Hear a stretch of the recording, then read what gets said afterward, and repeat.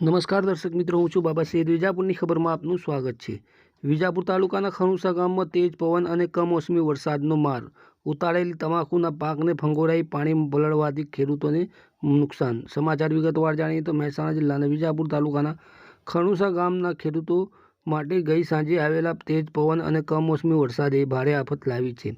છેલ્લા દિવસોમાં ગુજરાતમાં અચાનક વાતાવરણ પલટાઈ ગયું છે, જેમાં તેજ પવન અને વરસાદ અને કેટલાક વિસ્તારોમાં મિની વાવાઝોડા જેવી પરિસ્થિતિ સર્જાઈ છે. આ કારણે ખણુસા ગામમાં પણ તમાકુના પાકને ખાસ અસર પહોંચી છે.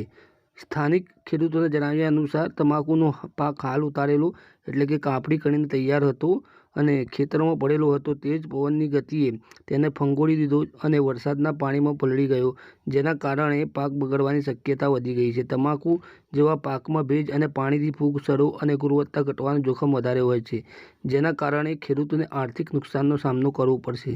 ઘઉંના પાકમાં પણ તેજ પવન, લોઠું પડવું અને વરસાદથી પલળવાની સમસ્યા જોવા મળી છે, જ્યારે બટાકા અને એરંડામાં નુકસાન જોવા મળી રહ્યું છે. ગુજરાતના અનેક વિસ્તારોમાં, ખાસ કરીને ઉત્તર ગુજરાત, બનાસકાંઠા, સાબરકાંઠા અને સૌરાષ્ટ્રમાં આવા તેજ પવન અને કમોસમી વરસાદથી રવિ પાકો જેવા કે તમાકુ, ઘઉં, જીરું વગેરેને નુકસાન થયું છે. ખેડૂતો કહે છે કે તૈયાર પાકની કાપણી ચાલી રહી હતી, ત્યાં આ અચાનક આવેલી આફતે તેમની આખા વર્ષની મહેનત પર પાણી ફેરવી દીધો છે. મોંઘી ખેતી ખર્ચાઓ અને બજારની અનિશ્ચિતતાઓ વચ્ચે કુદરતનો આ માર સહન કરવો ખૂબ જ મુશ્કેલ બની રહ્યો છે.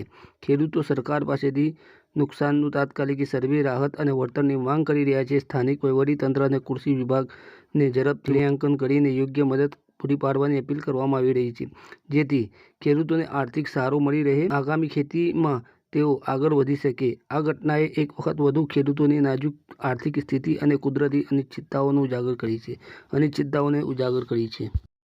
સાહેબ, આ સ્પેશિયલ બોલાવીને વરસાદ આવે તો બગાડ કરી ઘઉં કાઢવા ના દીધા. એટલે ગઈકાલની વાત છે. હા, રાતની જવાની. શું આવ્યું હતું? આ ઘઉં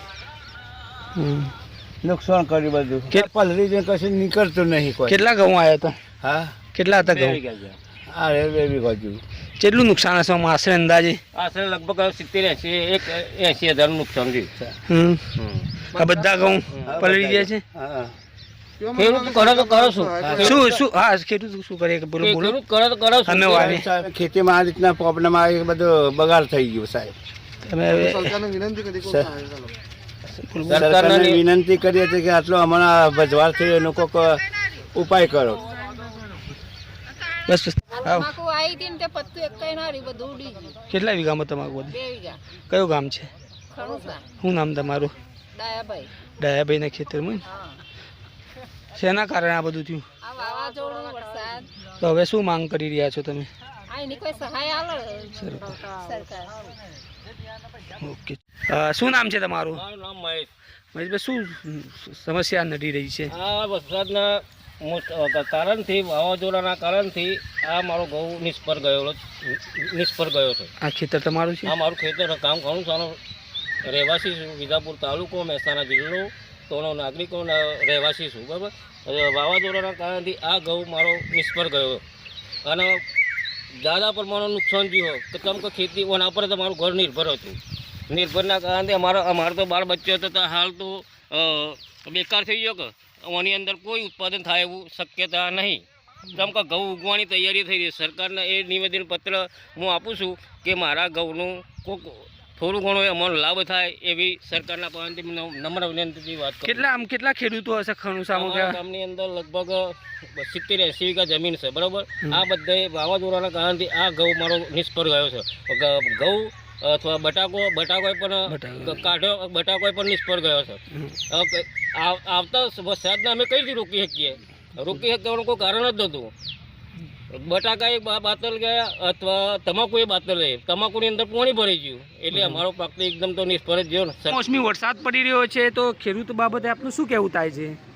અમારા ગામની અંદર મોટાભાગના પાક બટાટા, તમાકુ, ઘઉં આ પાક મોટાભાગે છે. એની અંદર બટાટાની અંદર વચ્ચે ગરમી પડી એટલે બટાટા ખેતરમાં તો બગડી ગયા હતા અને ઉપરથી કુદરતનો આ માર પડ્યો એના કારણે બટાકા ફેલ ગયા છે. હજુ ખેતરની અંદર 50 વીઘા હજુ બટાકા કાઢવાના બાકી છે. મજૂર મળતા નથી. બિયારણ મોંઘો હતો. ખાતર બિયારણના કારણે ખેડૂતને એટલી બધી મોંઘવારીની અંદર બટાટા વાયા હતા સારી આશાએ, પરંતુ આ વાવાઝોડાના કારણે માવઠાના કારણે ખેડૂતોને પારાવાર નુકસાન થયું છે. હવે તો ખરેખર ખેડૂતને 2 પૈસા મળવાની આશાથી એ પણ પતી ગયું, પણ પોતાના વ્યવહારિક આર્થિક વ્યવહાર કઈ રીતે કરવા એ પણ એક મોટો પ્રશ્ન છે ખેડૂતો માટે.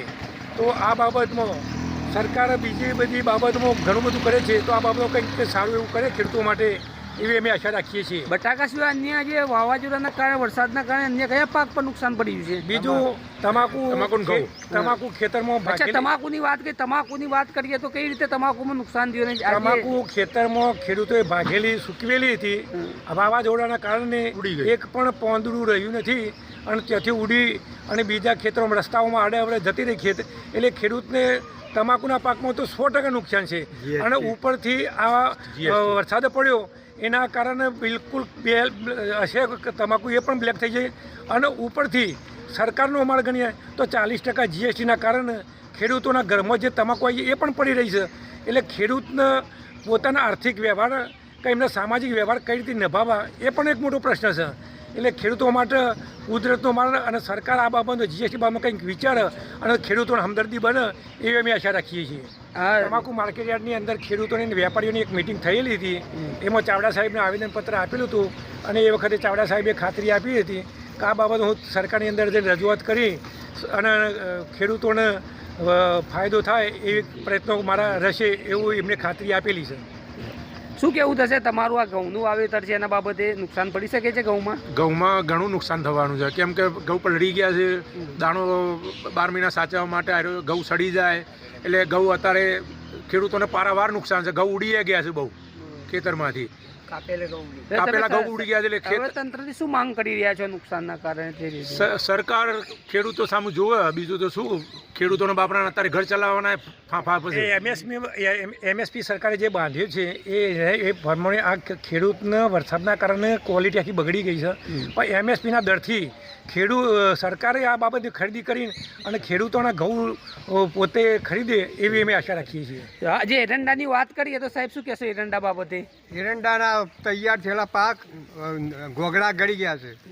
હવે એનો કોઈ સરકાર સહાય આપે તો અમારે એવું જોઈએ છે. આપણી સાથે વિજાપુર તાલુકાના ખણુસા ગામના ખેડૂતો, દર્શકને તો ગઈકાલે જે માવઠું પડ્યું જેથી લઈને વરસાદના કારણે ખેત પેદાશોમાં ઘણું નુકસાન પડ્યું છે. અને નુકસાનના કારણે ખેડૂત વર્ગ જે કહી શકાય કે સરકારથી પણ અપેક્ષાને આશા રાખી રહ્યો છે કે કંઈક તેમને સહાય મળે, કેમ કે દરેક વર્ગના લોકો, દરેક લોકો જ્યારે કોઈક ને કોઈક આશા રાખીને બહાર નીકળતા તો ખેડૂત જાય તો જાય કહાં તેવી હાલ પરિસ્થિતિ ઊભી થવા પામી છે. તો વિજાપુરની ખબરમાંથી આવા સમાચાર અપડેટ લઈને ફરીથી મળતા રહીશું. નમસ્કાર.